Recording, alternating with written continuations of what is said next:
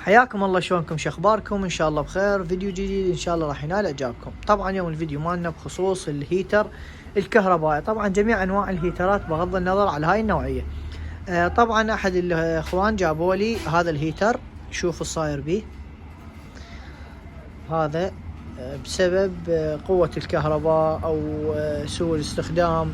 انا هواي منوه قايل لكم ليش تشغلونهن اربعتهن. هسه واحد يسالني يقول لي لعد هم إلمن سووهن أربعة.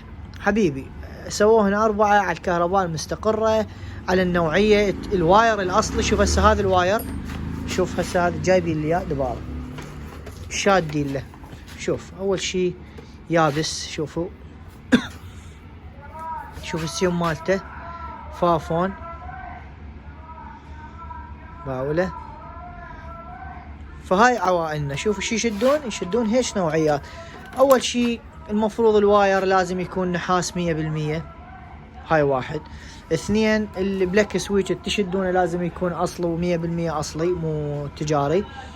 وشوف هسه هاي انسان جاب لي اياها، حوريتها دقم اذا تلاحظون. هذا سويتهن دقم، شقيت النايلونه وكبست لهن دقم بهذا الشكل اذا تلاحظون، رجعت تقريبا بلاديه. ولغيت هذن الشوكات.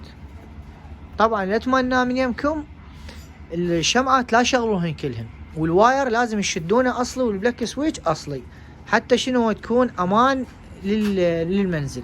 طبعا هواي من الاخوه قاعد يجيبون لي هيترات يطلع لهم مثلا الادوات الامان، مثل هذا الجهاز من يوقع الهيتر يطفى، او مالت الحماوه. فهذن كلهن اكو بهم يقول لي الغيهن. فهذن اكبر غلط تلغوهن. ليش؟